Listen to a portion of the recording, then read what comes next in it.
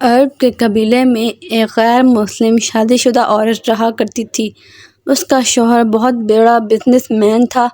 ایک مرتبہ اس نے سنا کہ ملک عرب یعنی مکہ میں اللہ کے آخری نبی جو اللہ کے محبوب نبی ان پر ایک سورت نازل ہوئی ہے جس کا نام سورہ فاتحہ، جس میں ہر بیماری سے شفا موجود ہے۔ وہ جس پر بھی دم کی جاتی ہے یا پڑھ کر پھونکی جاتی ہے وہ انسان اچھا ہو جاتا ہے، یہاں تک کہ اس میں بے شمار برکات ہیں۔ اس میں عقیدے کی بات ہے، مسلم ہو یا غیر مسلم، اللہ پاک جس کے دل میں ایمان کی روشنی ڈالنا چاہے اللہ کی قدرت کا تو آپ سب کو اب کسی شخص سے اس عورت نے سورہ فاتحہ سیکھ لی۔ پھر جب اس نے سورہ فاتحہ کا ترجمہ پڑھا تو اس کی آنکھوں میں آنسو آ گئے۔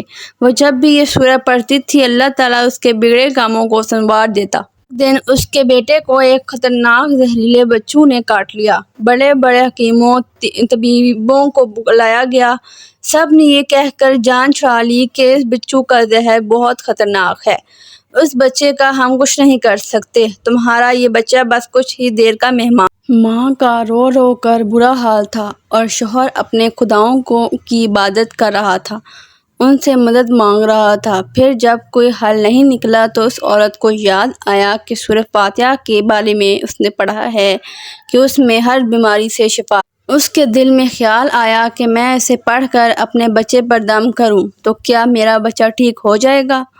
کیونکہ اللہ تعالیٰ نے اس عورت کو ایمان کی طرف لانا تھا، اس کے دل میں اسلام کی محبت مزید پیدا کرنی تھی۔ اس نے زبان میں تاثیر جب اس نے اس سورت کو پڑھ کر اس جگہ پر دم کیا جہاں بچھو نے کاٹا تھا تو اس کا لڑکا اٹھ کر بیٹھ گیا، اور جب اس نے سورہ فاتحہ کو پانی پر دم کر کے پلایا تو وہ اٹھ کر ایسے کھڑا ہو گیا جیسے بچھو نے کبھی کاٹا ہی نہیں۔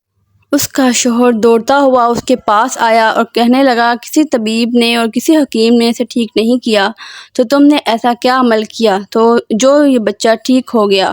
اس نے کہا کچھ بھی نہیں تو نہیں، میں بس ایک سورت ہے جو ہر بیماری کو ٹھیک کر دیتی ہے، بس وہ مجھے یاد تھی، میں نے پڑھ کر اپنے بچے پر دم کیا اور اس کا پانی تو دیکھو کیسے ٹھیک ہو گیا ہمارا بچہ۔ اس کا شوہر بجائے خوش ہونے کے اس سے ناراض ہو گیا کہ یہ تم نے کیا جادو ٹونے کر رہی ہو۔ اس کی بیوی کہنے لگی زندہ صحیح سلامت ہے ہمارا بچہ، ورنہ ہم سے بچھڑنے والا تھا۔ اس نے کچھ نہ سنا اور اپنی بیوی کو ڈانٹنے لگا کیونکہ اسے اسلام سے نفرت تھی۔ جب اس کی بیوی یہی عمل کرنے لگی تو اس کو اپنی بیوی سے نفرت ہو گئی۔ اب اس نے اس پر ظلم کرنا شروع کر دیا، ہر روز اس کو مارتا پیٹتا اور کہتا کہ اب میں نے تیرے منہ سے یہ سورت سنی تو یاد رکھنا تیری کھال کھینچنے لگوں گا۔ اس کو اللہ پر بالکل یقین نہیں تھا جبکہ اس کی بیوی کو اللہ کے کلام پر یقین ہو گیا۔ اب اس نے اور اس عورت کو اللہ تعالیٰ نے کس طرح مدد کی یہ بھی بڑا ایمان افروز ہے۔ اس عورت کا شوہر جب گھر سے کام کرنے کے لیے نکلتے وقت جب اس نے اپنا جوتا پہنا تو اس میں وہی بچھو موجود تھا جس نے اس کے بیٹے کو کاٹا تھا۔ اس کے ڈنگ سے وہ بچہ تو بچ گیا مگر خود نہ، کیونکہ جب بچھو نے اس کو کاٹا تو زہر پورے جسم میں پھیل گیا اور تڑپ تڑپ کے وہیں دم توڑ گیا۔ خاندان میں یہ خبر پہنچی تو کہرام مچ گیا۔ اب شوہر دنیا سے شوہر کے مرتے ہی اس کے گھر میں تو نوبت فاقوں تک آ گئی۔ وہ عورت قرضدار ہو کر رہ گئی، وہ بہت پریشان تھی۔ دل میں پھر وہی بات آئی کہ میں سورہ فاتحہ کا ورد کرتی ہوں، کیا پتہ میری پریشانیاں بھی دور ہوں۔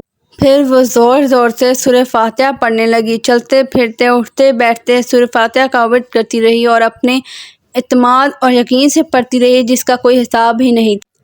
جب کوئی بندہ اللہ تعالیٰ سے امید لگاتا ہے تو اللہ تعالیٰ اپنے بندوں کی دعاؤں کو رد نہیں کرتا۔